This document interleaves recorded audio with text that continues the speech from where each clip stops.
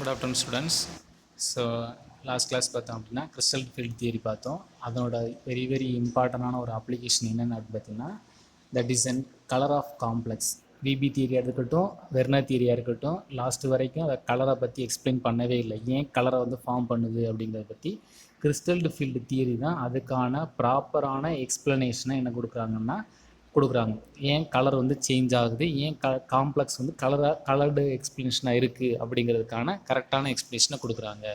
That is then colour of complexes and crystal field splitting energy. அப்போ ஒரு substance most of the transition metal complex எல்லாமே coloured.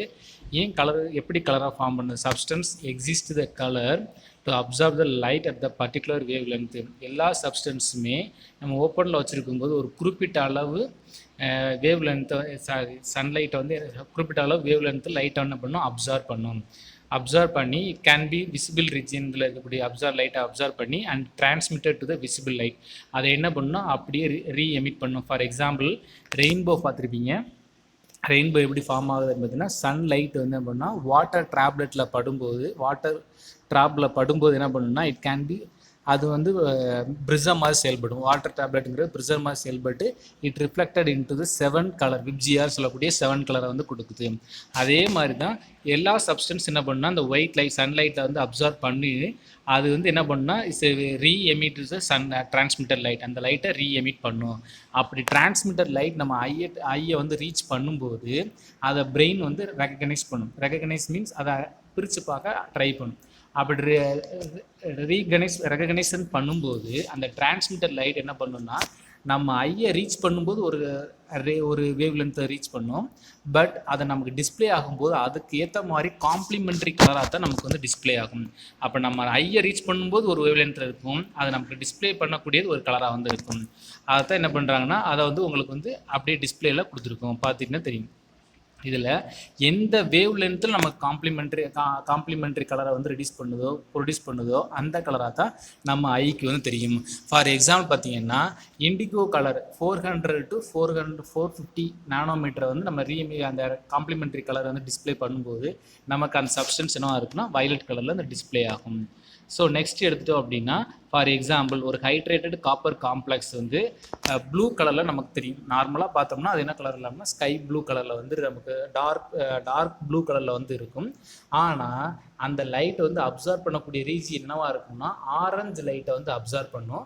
But transmitted ஆகி நமக்கு வரும்போது தான் அது என்ன கலரை ப்ரொடியூஸ் பண்ணும்? ப்ளூ கலராக நமக்கு டிஸ்பிளே பண்ணி கொடுக்கும். அதை தான் ஒரு நெக்ஸ்ட் ஒரு டேபிளாக அதனோட வேவ் லென்த்தும் அண்ட் காம்ப்ளிமெண்ட்ரி கலரு அந்தக்கான வேவ் லென்த்தை ஒரு டேபிளாக டிஸ்பிளே பண்ணி கொடுத்துருக்கோம். ஃபார் எக்ஸாம்பிள் பார்த்தீங்க அப்படின்னா 400 ஆங்ஸ்ட்ரோம் யூனிட்ல வரும்போது அதனோட வேவ் நம்பர் என்னவா இருக்குன்னு பார்த்தீங்கன்னா 25,000 இருக்கும். அப்போ அப்சர்வ் பண்ணக்கூடிய லைட் வயலட் கலராக இருக்கும்.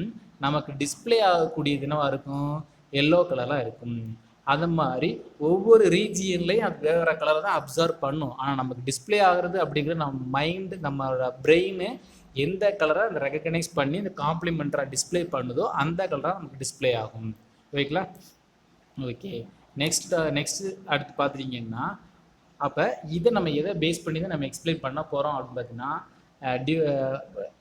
கிறிஸ்டல்டு ஃபீல்டு தியரியை பேஸ் ஆகிட்டு சொல்லியிருக்கோம். நமக்கு இது அப்போ இதுக்கு முன்னாடி நம்ம பார்த்தோம் அப்படின்னா நார்மல் காம்ப்ளெக்ஸ் அப்போ கிறிஸ்டல்டு ஃபீல்ட் ஸ்பிளிட்டிங்க்கு உள்ளே போகும்போது சிஎஃப்டிக்குள்ளே போகும்போதே லிகண்ட் மெட்டலை அப்ரோச் பண்ணும்போது there can be splitted into the 2 different degenerate orbital. 2 டிஃப்ரெண்ட்டான எனர்ஜி ஆர்பிட்டாலாக ஃபார்ம் பண்ணும். ஒன்று என்னென்னு பார்த்தீங்கன்னா T2G, அனதர் ஒன்று EG. ஒன்று T2G, அனதர் ஒன்று CG. ஆக்டாஹெட்ரல் காம்ப்ளெக்ஸாக இருந்தால் T2G கீழே இருக்கும், EG மேலே இருக்கும். பட் டெட்ராஹெட்ரல் காம்ப்ளெக்ஸ் எடுத்துக்கிட்டோம் அப்படின்னா EG கீழே இருக்கும், T2G மேலே இருக்கும். பிகாஸ் ஆஃப் அந்த splitting along the axis in between the ஆக்சிஸில் லிகண்ட் அப்ரோச் பண்ணும்போது வேரியேஷன் ஏற்படக்கூடியது. இப்போ ஒயிட்டில் நெக்ஸ்ட் என்ன பண்ணுறோம்? White light fall on the காம்ப்ளெக்ஸில் படுது. Central metal atom observe the light பண்ணுது. அது எந்த ரீஜியனில் கிறிஸ்டல் ஃபீல்டில் ஸ்பிளிட் ஆகுது அந்த கலரை தான் சரி splitting the energy and re-emit the light is responsible for the color of அந்த டிரான்ஸ்மிட்டட் ஆகக்கூடிய கலர் தான் அதுக்கான காம்ப்ளிமெண்ட்ரி. இந்த டிரான்ஸ்மிட்டட் ஆகி அந்த காம்ப்ளிமெண்ட்ரியாக கிடைக்கக்கூடிய கலர் தான் அந்த சப்ஸ்டன்ஸோட கலராக இருக்கும். அப்போ என்ன நடக்குது, அந்த சன்லைட்டை அப்சார்ப் பண்ணும்போது the electron can be ejected to the energy level எங்கேருந்து லோயஸ்ட் டி ஆர்பிட்டாலில் இருந்து லோயர் எனர்ஜியில் இருக்கக்கூடிய T2Gல இருந்து ஹையர் எனர்ஜியில் இருக்கக்கூடிய அந்த இஜிக்கு டிரான்ஸ்ஃபர் ஆகுது. லோயர் எனர்ஜியில் இருக்கக்கூடிய ஆர்பிட் அதாவது சன்லைட் படும்போது லோயர் எனர்ஜியில் இருக்கக்கூடிய எலக்ட்ரான் அந்த எனர்ஜி அப்சார்ப் பண்ணி எங்கே போகுது, ஹையர் எனர்ஜிக்கு போகுது.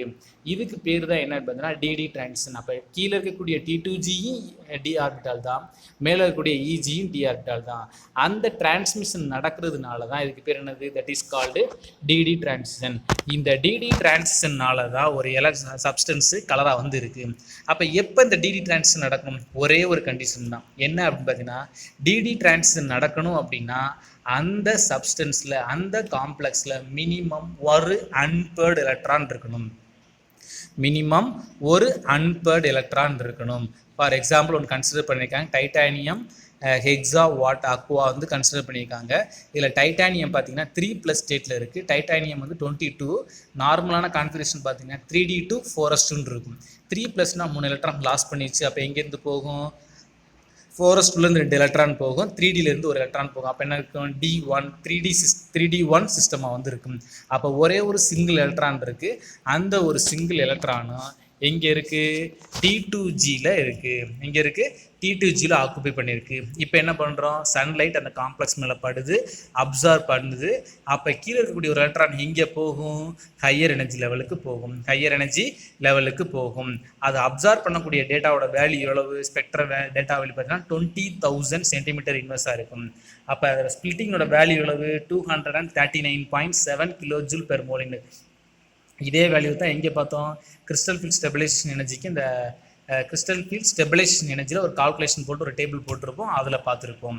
அப்போ டிரான்ஸ்மிட்டட் கலர் வந்து எந்த ரீஜியனில் அப்சார்ப் பண்ணுதுன்னு பார்த்தீங்கன்னா பர்பிள் கலராக அப்சார்ப் பண்ணுது. அப்படி பர்பிள் கலரை அப்சார்ப் பண்ணுறதுனால காம்ப்ளெக்ஸ் என்னவாக இருக்கும், பர்பிள் கலராக இருக்கும். அப்போ ஒரு சப்ஸ்டன்ஸு கலராக இருக்கணும் அப்படின்னா மினிமம் அதில் ஒரு அன்பேர்டு எலக்ட்ரான் இருக்கணும். மினிமம் என்ன இருக்கணும், ஒரு அன்பேர்டு எலக்ட்ரான் இருக்கணும். வந்து இருக்கணும். சம் ஆஃப் த காம்ப்ளெக்ஸ் வந்து கலர்லெஸ்ஸாக இருக்கலாம். சம் ஆஃப் த சப்ஸ்டன்ஸ் என்னவாக இருக்கலாம், கலர்லெஸ்ஸாக இருக்கலாம். ஏன் கலர்லெஸ்ஸாக இருக்கணும் அப்படின்னு பார்த்தீங்கன்னா அதில் there is a no unpaired electron. என்ன இருக்காது, அன்பேர்டு எலக்ட்ரான் இருக்காது. கீழே தான் கொடுத்துருக்காங்க சம் எக்ஸாம்பிள், கலர்லெஸ் சப்ஸ்டன்ஸ்க்கு எக்ஸாம்பிள் கொடுத்துருக்காங்க. Scandium 3+ colourless, titanium 4+ colourless, titanium 3+ colour but titanium 4+ colourless, copper plus வந்து கலர்லெஸ், ஜிங்க் 2+ வந்து கலர்லெஸ். இதெல்லாம் சென்ட்ரல் மெட்டல் அயனில் இருக்கக்கூடிய அந்த எலக்ட்ரானை பொறுத்து மாறும். பிகாஸ் இதில் டிடி டிரான்சிஷன் டி ஆர்பிட்டல் எலக்ட்ரானே இல்லாத போது இது கீழே இருக்கக்கூடிய எலக்ட்ரான் எங்கே லோயர் எனர்ஜிலேருந்து ஹையர் எனர்ஜிக்கு இப்போ எப்படி போக முடியும், போகாது. ரீசன் வந்து கொடுத்துருக்காங்க, this d d transition is not possible because the complex the central metal ion does not have D0 system and D10 சிஸ்டமாக இருக்கும்.